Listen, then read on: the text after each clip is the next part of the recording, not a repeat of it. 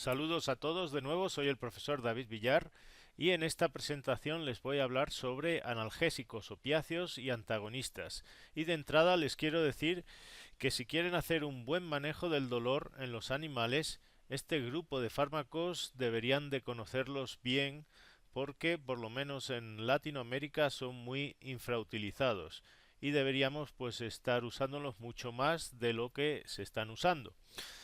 Acuérdense que cuando hablamos de analgesia es una palabra que viene del griego, algos es dolor y con el prefijo an delante pues es negación o abolición del dolor.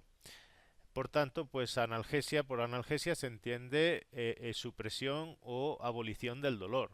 Y como dijimos anteriormente, el dolor no se puede considerar como un estímulo, sino como una sensación desagradable, pues que va asociada a un sufrimiento del animal o de la persona.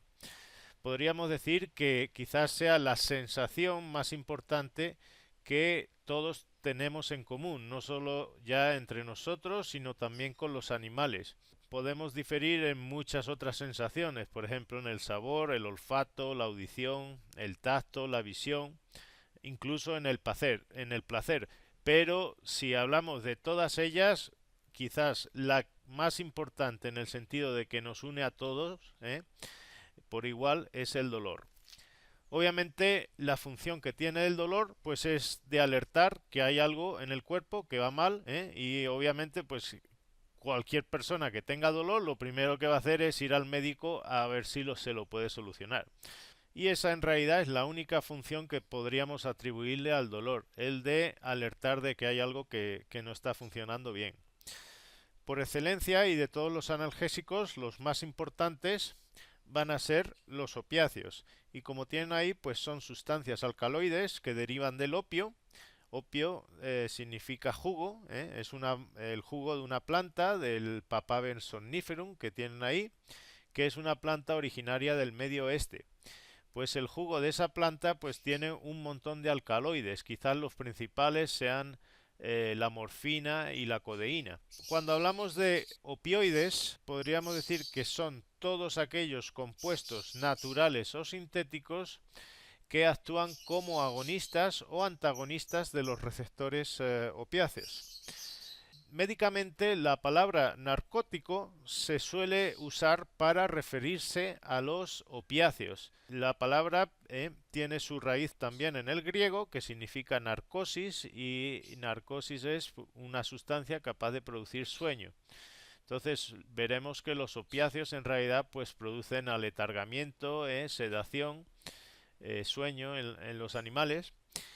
Y sin embargo, también decirles que el narcótico no se usa tanto para referirse a opiáceos porque, como tienen ahí, se usa más como para referirse a cualquier sustancia que tiene un contexto legal como droga de abuso. Decimos que si existe un receptor opiáceo es porque debe de existir una sustancia endógena que produce el propio cuerpo y que se une a ese receptor.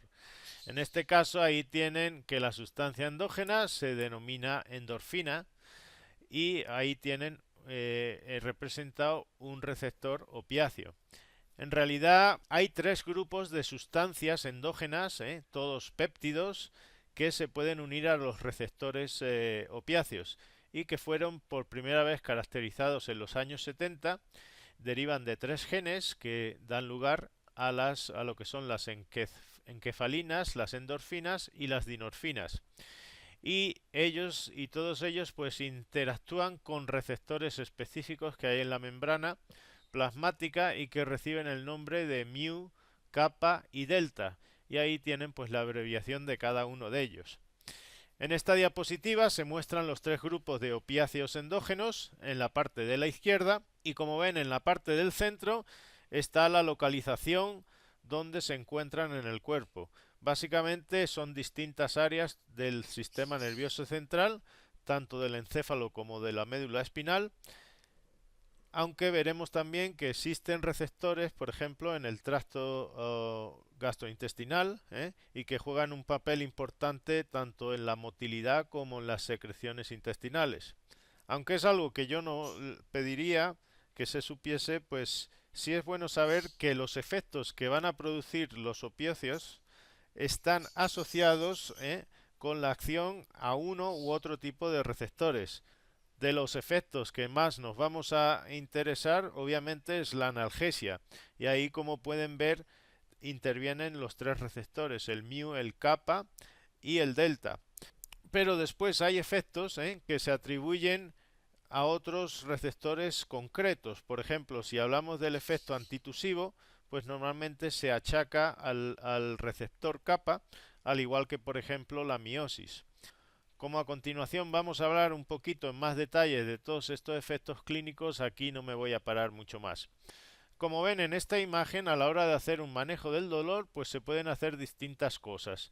Para empezar, y que no está ahí, habría que citar lo primero que uno debería de buscar, que es la causa para poder quitarla. En este caso, imagínense que se trata de un trauma a un tejido periférico, y lo primero que podríamos hacer es disminuir la estimulación de esos receptores del dolor que están respondiendo pues a la presencia de sustancias químicas como por ejemplo las prostaglandinas o las quininas que se liberan cuando existe un daño a las células de un tejido. Ahí tienen donde actúan, por ejemplo, los antiinflamatorios, ya sean los no esteroideos, como por ejemplo podría ser la aspirina, o los corticoides, como podría ser la prednisolona. Estos antiinflamatorios lo que hacen más es disminuir la producción de esos mediadores de la inflamación que se están liberando pues de las células dañadas después de que se ha producido el trauma. La otra cosa que podemos hacer es bloquear la conducción de esas señales dolorosas en cualquier punto de la fibra aferente y que, como ven ahí, pues llega hasta el asta dorsal de la médula espinal. Para eso podemos usar anestésicos locales que obviamente no solo van a suprimir la sensación del dolor, sino todas las sensaciones que viajan por esos nervios, incluso las del tacto. Por decirlo de alguna manera, no vamos ni siquiera a sentir que tenemos esa zona del cuerpo que ha sido bloqueada por un anestésico local. Como tienen también ahí, podemos dar sustancias como los opiáceos, que lo que van a hacer es actuar a nivel de la médula espinal, impidiendo que se transmita la información de la primera a la segunda neurona a nivel del asta dorsal. Y eso pues lo hacen a través de la ruta descendente inhibitoria, que aquí la describen como modulación descendente. Y vean que el sitio donde más receptores hay para los opiáceos va a ser en el encéfalo. Por citar sitios importantes a nivel del encéfalo, pues tenemos todo el sistema límbico, lo que sería la amígdala, que es donde el dolor adquiere un componente emocional de sufrimiento. Y otros sitios importantes pues serían el tálamo, donde hace sinapsis la segunda y la tercera neurona, y esta última ya va a llevar la información desde el tálamo a la corteza sensora para que se haga consciente. Y otro sitio importante en el encéfalo pues sería el perioacueducto del tronco encefálico. Ahí están pues todos los cuerpos neuronales de esas fibras inhibitorias que van a partir por esos tractos dorsolaterales hacia el asta dorsal de toda la médula espinal, que es lo que tienen ahí como modulación descendente. Si ya profundizamos un poquito más y nos metemos en lo que sería el mecanismo molecular de los opioides, pues cuando se usa una de estas sustancias se va a unir a su receptor, y ese receptor cuando se activa lo que hace es activar una proteína G que es de tipo inhibitoria. ¿Inhibitoria para quién? Para la enzima adenilciclasa, que está por el lado interno de la membrana plasmática, y eso pues se va a traducir en que a nivel presináptico pues no se van a abrir los canales de calcio cuando llega un potencial de acción, y eso pues va a impedir que las vesículas presinápticas que tienen los neurotransmisores excitatorios, vean que en esta imagen han puesto el glutamato como neurotransmisor, pues ese glutamato no se va a liberar, y entonces pues no va a haber transmisión de impulso desde la primera a la segunda neurona. Como ven, esto pues está ocurriendo en la médula espinal a nivel del asta dorsal. ahí también tienen que los opioides pues pueden activar a nivel de la neurona postsináptica, activan la salida de potasio del interior de la neurona. Eso se va a traducir en que esa segunda neurona se va a hiperpolarizar y por tanto pues va a impedir, no se va a poder despolarizar y propagar el estímulo aunque le llegue de la que le está llegando de la neurona presináptica. En realidad esto es un sistema que modula mucho el dolor y que explica que, por ejemplo, gente que ha tenido un accidente de carro y un trauma severo, pues no experimenten tanto dolor como se podría esperar. Por así decirlo, es un sistema que tiene el cuerpo de analgesia propia para abolir el dolor cuando hay una situación pues muy grave. Obviamente estas órdenes pues parten de la corteza cerebral, pasan por el tálamo, el núcleo de Rafe, de ahí van al perioacuoducto del tronco y de ahí pues llegan a todas las astas dorsales de la médula espinal. Si se acuerdan, decíamos que las fibras aferentes de los nociceptores eran la A delta y las C, mientras que las A beta lo que hacían es llevar las sensaciones del tacto. Por eso, como los opioides, pues no van a impedir que el individuo pues siga sintiendo que le están tocando. Y por otra parte, tampoco van a suprimir el sentido, si quieren, de la propiocepción, que le indica pues cuál es la posición del cuerpo.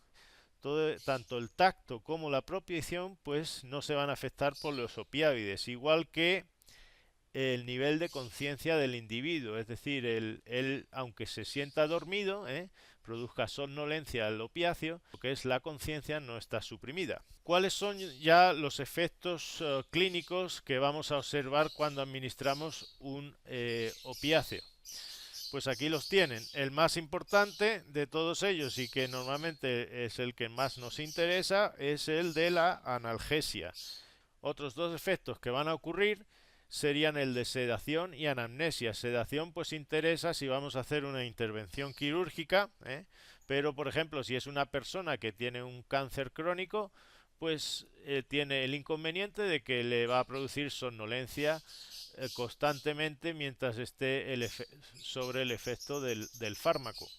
Cuando hablamos de anamnesia, el individuo pues no va a recordar nada mientras esté bajo el efecto del opiáceo.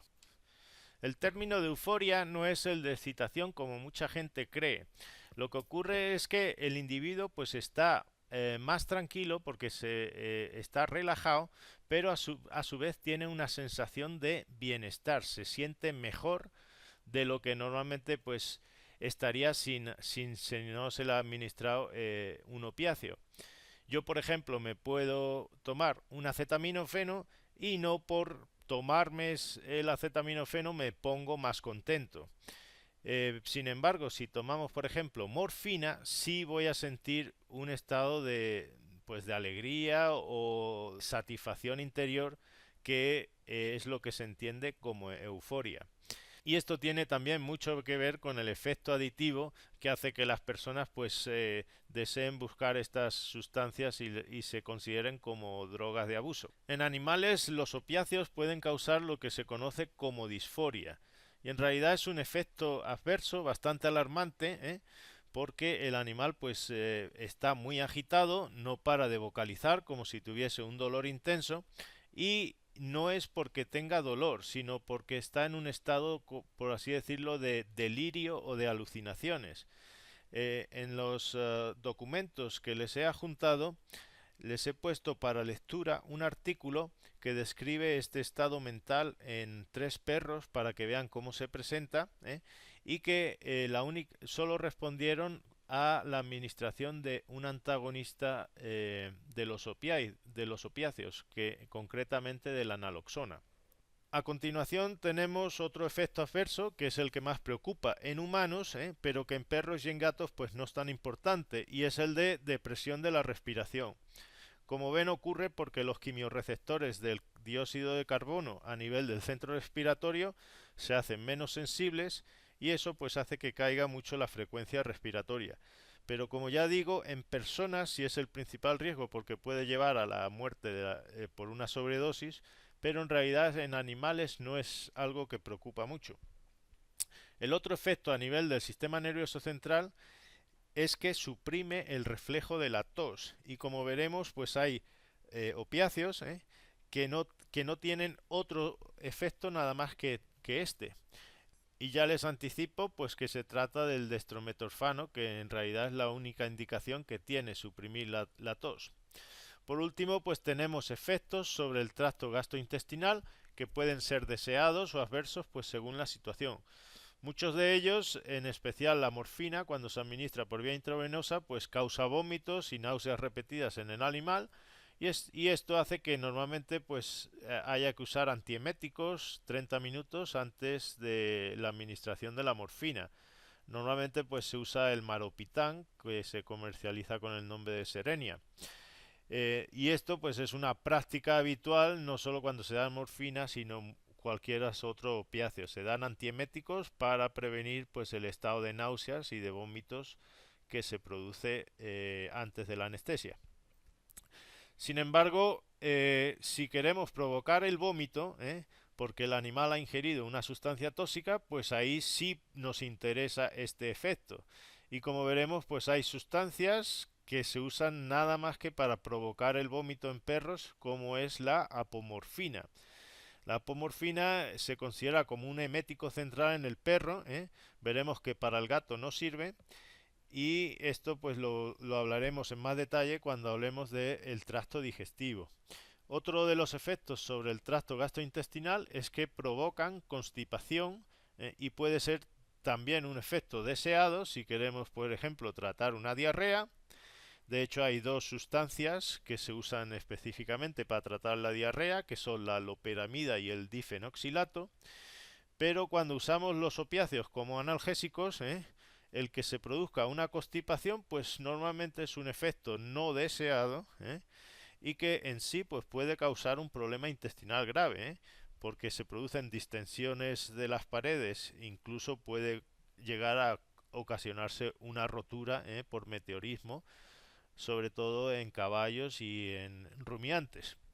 Aquí vamos a resumir los efectos gastrointestinales y las consideraciones principales que hay que conocer en este sentido. Hemos hablado del vómito. El vómito a nivel del el centro quimiorreceptor de la médula se estimula por la morfina y como ven pues la morfina va a causar náusea y vómitos y esto ocurre a través de los receptores de dopamina. Los perros vomitan tras dar morfina o apomorfina, pero el vómito es menos frecuente o inexistente con otros opioides que penetran más rápido al centro emético y lo deprimen. Por ejemplo, estamos hablando del fentanilo. Si hablamos del problema de la constipación, habría que hablar que ocurre por los receptores de tipo delta y mu en el tracto gastrointestinal, que son los que aumentan las contracciones segmentales y eso pues aumenta la resistencia al movimiento de propulsión o de peristalsis, es decir, el movimiento desde la cavidad bucal hacia el recto. El hilio normalmente que ocurre después de una operación podría revertirse dando el procinético metroclopramida. Esto lo veremos en más detalle cuando tratemos el tema del tracto digestivo. El descenso de propulsión en el tracto gastrointestinal grueso prolonga la absorción de agua y tiene un efecto antidiarreico. Ahí acuérdense que hay sustancias específicas para tratar la diarrea, que son la loperamida y el difenoxilato. Y también vean que está indicado para tratar diarreas crónicas intratables. Idealmente habría que descartar, siempre hay que intentar averiguar cuál es la causa y si se trata de infecciones las que están causando la diarrea, pues cortar esa diarrea pues puede ser grave ya que puede conllevar a una endotoxemia y septicemia en el individuo. Por último, vean que la constipación puede distender las paredes abdominales, eso produce un dolor cólico, sobre todo es peligroso en caballos y en rumiantes. Por último, los opioides también inhiben las secreciones biliares, pancreáticas y gástricas. Otros efectos que conviene tener en mente son que pueden producir retención urinaria, esto sobre todo después de una intervención quirúrgica en un animal que se le ha dado, por ejemplo, morfina, pues tiene dificultad de vaciamiento de la vejiga urinaria y eso pues en sí le puede causar una gran ansiedad. Vean que los opioides pueden producir hipertonía del esfínter uretral y de la vejiga, produciendo dificultad en la micción. Y esto parece que está mediado por mecanismos espinales y hay que tenerlo en cuenta, sobre todo si tenemos animales que parecen disfóricos, están vocalizando, puede ser porque quieren vaciar la vejiga urinaria y no pueden. Entonces, en ese caso, acuérdense que es una de las situaciones después de una operación que hay que tener en cuenta y que quizás requieran de ayuda para poder expresar esa vejiga urinaria. Con respecto a la hipotensión, hay que decir que los efectos cardiovasculares, es decir, sobre la presión sanguínea y el corazón, son mínimos cuando usamos dosis normales que quitan el dolor, y que puede haber cierta hipotensión porque se deprime el centro vasomotor de la médula y hay algunos opioides como la morfina que se sabe que pueden producir una liberación de histamina brusca tras una administración intravenosa. Entonces, pues eso es una de las causas por las que la morfina normalmente no hay que administrarla de forma rápida por vía intravenosa. Con respecto a los cambios del diámetro de la pupila, el que se produzca miosis o midriasis depende de la especie. En perros, humanos y conejos hay miosis, mientras que en gatos, rumiantes y caballos se produce midriasis. Puede haber también alteraciones en la temperatura corporal porque se altera la liberación de serotonina a nivel del centro termorregulador que está en el hipotálamo. Si hablamos de rumiantes, equidos y gatos, normalmente hay hipertermia, mientras que en los perros suele haber hipotermia. Y por último, decirles que los opioides pueden aumentar la presión intracraneal. Entonces, pues normalmente están contraindicados cuando hay, por ejemplo, un traumatismo encefálico, porque la depresión del centro respiratorio puede aumentar el dióxido de carbono en la sangre y eso pues produce una vasodilatación cerebral. Hay dos aspectos importantes del uso continuado de los opiáceos que tienen más relevancia obviamente en personas que animales, pero que conviene conocer que existen. Y se trata de la tolerancia y la dependencia. Aunque son fenómenos distintos, tienen la misma explicación bioquímica y fisiológica y ocurren a la vez en el mismo individuo. Por tolerancia se entiende una falta de la respuesta a dosis crecientes del fármaco y esto ocurre para los efectos de la analgesia, la euforia y la depresión respiratoria. Ocurre por mecanismos moleculares de un aumento de expresión de las proteínas G inhibitorias. Es decir, que lo que está ocurriendo es que la misma proteína que se está suprimiendo ahora el cuerpo la está produciendo en gran cantidad. Entonces, pues se requieren dosis adicionales para inhibir esa mayor cantidad de proteínas que se está produciendo. Y obviamente eso va unido también al síndrome de abstinencia o de rebote que se va a producir cuando no está el fármaco. Ahora no hay inhibición y hay mucha expresión de esas proteínas, de esa adenilciclasa. Entonces lo que va a ocurrir es todo lo contrario de lo que produce ese fármaco. Eso es lo que se conoce como dependencia o adicción. Cuando no se está bajo el efecto de ese fármaco, se manifiestan todos los efectos contrarios de lo que ese fármaco produce.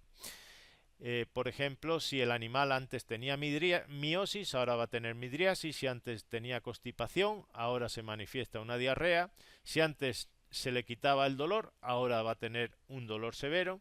Si antes estaba sedado, ahora está excitado, y así sucesivamente. Ya vamos a hablar de los opiáceos concretos que existen Y como ven en esta diapositiva los vamos a clasificar en base a si son agonistas completos, que son los que logran alcanzar la eficacia máxima con respecto de quitar el dolor, o si son parciales, porque no alcanzaron la eficacia máxima de los agonistas puros o completos, y por último tenemos los antagonistas, que al administrarlos pues se unen a los receptores, no tienen actividad intrínseca, es decir, que lo bloquean, con lo que cuando los administramos junto con algún agonista van a competir por unirse a ese receptor y obviamente pues van a anular el efecto analgésico y otros tipos de efectos que tienen los agonistas. Les pongo esta gráfica porque se ha visto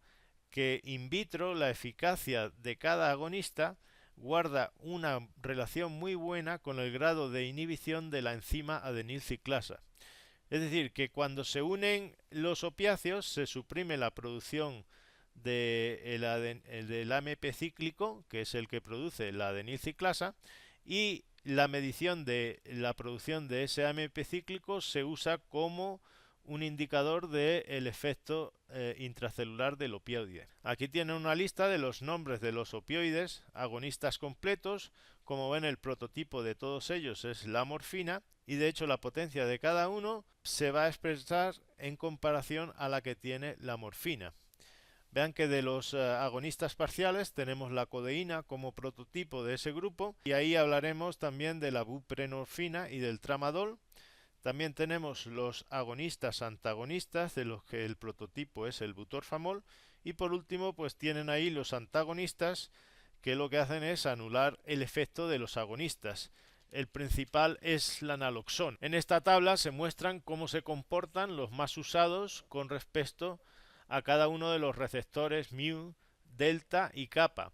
Como ven, la morfina y el fentanilo muestran la mayor selectividad frente a los receptores mu que ninguno de los otros que ahí tienen. Hay algunos, como por ejemplo la buprenorfina o el butorfamol, que se comportan como agonistas y a su vez como antagonistas del mismo receptor.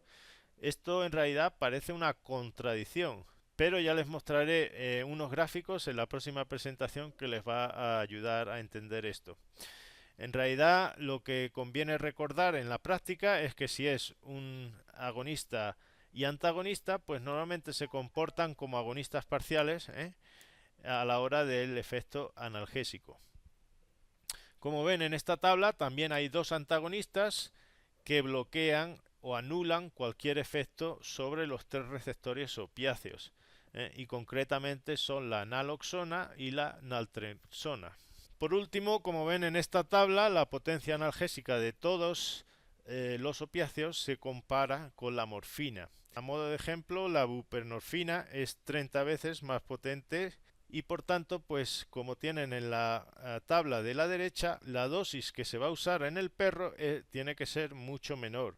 Si dividimos 0,2 miligramos por kilo, que se usa para la morfina, entre 0,01 miligramos por kilo, que es la que se usa para la morfina, pues vean que la diferencia es de 20 veces menor de buprenorfina con respecto a la que estamos usando de morfina. En la próxima presentación trataremos de las peculiaridades de cada uno de los opiáceos más importantes que se usan en la clínica y por tanto pues aquí ya no voy a hacer más énfasis hasta la próxima presentación. Hasta luego.